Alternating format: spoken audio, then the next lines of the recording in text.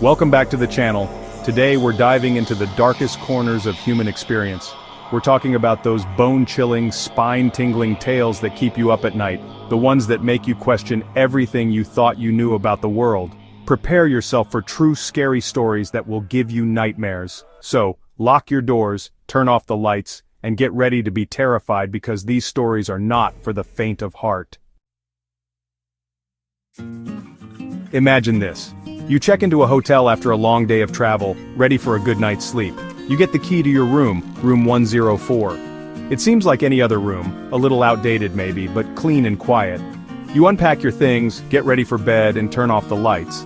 But just as you're drifting off to sleep, you hear it. A soft whisper coming from the corner of the room. You brush it off as your imagination, but then it happens again, this time a little louder. You turn on the light, your heart pounding in your chest, but there's nothing there. The next morning you wake up feeling uneasy. As you're packing your things, you notice something strange, a small antique doll lying on the floor, tucked away in the corner. You don't remember seeing it before. You pick it up, its porcelain face cold and expressionless, and that's when you feel it. A sudden wave of dread washing over you. You quickly put the doll back, your hands trembling slightly. As you're leaving, you overhear the receptionist on the phone, her voice hushed and urgent. She mentions something about a family who stayed there years ago, a family that vanished without a trace, leaving behind only a single antique doll. Our next story takes us to the eerie confines of Cranbrook Mental Hospital, an abandoned asylum with a dark and troubled past. Locals whisper tales of patients driven mad by their afflictions, their tormented souls forever trapped within the asylum's decaying walls. The building stands tall, a looming silhouette against the desolate landscape, its windows like vacant eyes staring out into the world. For years, rumors have circulated about the spirits that roam the asylum's corridors. Shadowy figures glimpsed through broken windows, disembodied voices carried on the wind. One group of paranormal investigators decided to spend the night inside Cranbrook, hoping to document evidence of the supernatural. They set up cameras and recording equipment, their every move illuminated by the pale glow of flashlights. As the night wore on, the team began to experience a series of increasingly disturbing events. Battery-powered devices drained of power at an alarming rate, their cameras capturing strange anomalies. Orbs of light dancing in the darkness, shadowy figures darting across the edge of the frame. One investigator, Sarah, swore she saw a figure standing at the end of a hallway, a tall, gaunt figure in a doctor's coat, its face obscured by darkness. As Sarah approached, her heart pounding in her chest, the figure vanished into thin air. They had gone in seeking answers, but they left with more questions than ever before.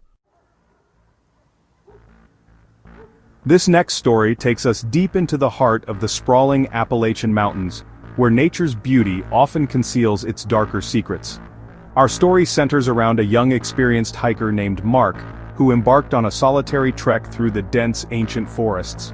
Mark was an avid outdoorsman, comfortable in the wilderness, but even he couldn't shake the feeling of unease that settled over him as he ventured deeper into the woods. It was as if the forest itself was watching him, its silence broken only by the rustling of leaves and the distant caw of crows. Days turned into nights as Mark made his way through the dense undergrowth, his only companions the rustling leaves and the occasional deer that darted across his path. One evening, as the sun began to set, casting long shadows through the trees, Mark stumbled upon a small clearing. In the center stood a lone, weathered tree stump, its gnarled roots spreading out like grasping claws, and etched into the side of the stump, almost invisible beneath years of moss and lichen, were strange symbols. Mark examined the symbols closely, his curiosity piqued. They were unlike anything he'd ever seen before, a series of intricate lines and curves that seemed both ancient and strangely disturbing. He took out his camera and snapped a few pictures, hoping to research them later. As darkness fell, Mark decided to make camp near the clearing. He built a small fire, the flames providing a meager sense of comfort in the encroaching darkness. But as he sat there staring into the dancing flames, he couldn't shake the feeling that he was being watched. He kept hearing strange noises, a twig snapping in the distance, the sound of footsteps approaching his camp. Each time he would shine his flashlight in the direction of the noise, but he found nothing. The next morning Mark awoke to an eerie silence. The forest seemed strangely still, devoid of the usual sounds of birdsong and rustling leaves. He packed up his gear and continued on his hike, but the feeling of unease lingered, growing stronger with each passing hour. Years later, hikers still report strange occurrences in the area where Mark disappeared. Unexplained noises, fleeting glimpses of a shadowy figure darting through the trees, and an overwhelming sense of dread that clings to the air like morning mist. Our next story takes a sharp turn from the depths of the woods to the desolate stretches of Route 66, a highway steeped in legend and lore. For decades, motorists have reported encounters with a mysterious hitchhiker, a phantom figure that appears on the side of the road, thumb outstretched, seeking a ride into the darkness. They say the phantom hitchhiker is a young woman, dressed in a white gown, her face pale and drawn, her eyes filled with a haunting sadness. Some say she's the ghost of a bride who died in a car crash on her wedding day, forever searching for her lost love. One rainy night, a truck driver named Jack was making his way down a deserted stretch of Route 66. The wind howled outside his cab, and the rain beat against the windshield, blurring his vision. As he rounded a bend in the road, his headlights illuminated a lone figure standing on the shoulder. It was a young woman, her thumb outstretched, her white dress plastered to her body by the rain. Jack, a kind-hearted soul despite his rough exterior, pulled over to offer her a ride. The woman climbed into the cab, her clothes dripping wet, and thanked Jack for his kindness. She told him her name was Sarah, and that she was trying to get to the next town. Jack, noticing the woman's distress, offered her a warm blanket and a cup of coffee from his thermos. As they drove through the night, Jack tried to make small talk with Sarah, but she remained quiet, her gaze fixed on the road ahead. He noticed a strange sadness in her eyes, a depth of sorrow that seemed to weigh heavily upon her. Hours later, as they approached the outskirts of the next town, Sarah asked Jack to drop her off at a small deserted diner.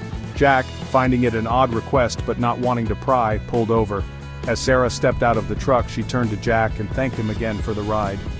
"You've been so kind," she said, her voice barely a whisper. "But please, be careful on these roads. There are some things out here that are best left undisturbed." And with that, she turned and walked towards the diner, her figure disappearing into the shadows. Jack watched her go, a strange feeling of unease settling over him. He decided to stop at the diner for a cup of coffee, hoping to find out more about the mysterious Sarah. The waitress gave him a strange look.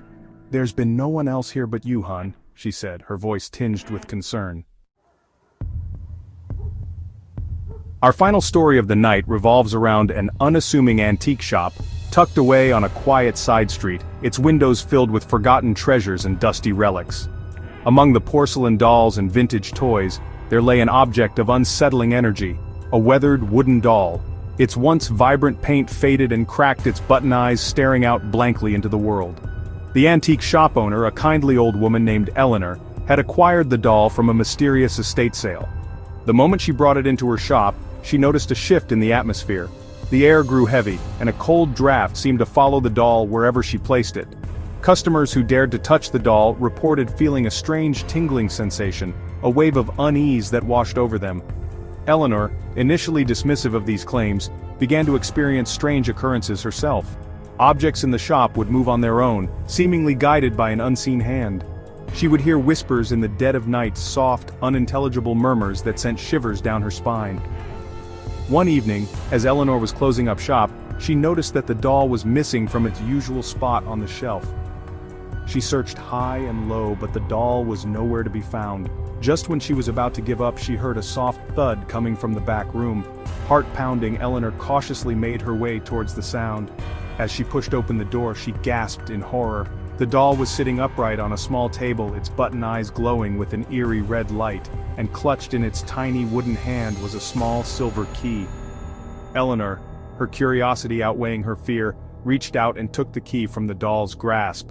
As soon as her fingers brushed against the cold metal, a wave of dizziness washed over her, and she collapsed to the floor, unconscious. Thank you for watching. If you enjoyed these stories, don't forget to like, subscribe, and hit the bell icon for more spine-chilling content. Remember, the world is a strange and mysterious place, filled with shadows and secrets. So the next time you find yourself alone in the dark, listening to the creaking of your house or the howling of the wind outside your window, remember these stories, and sleep tight if you can.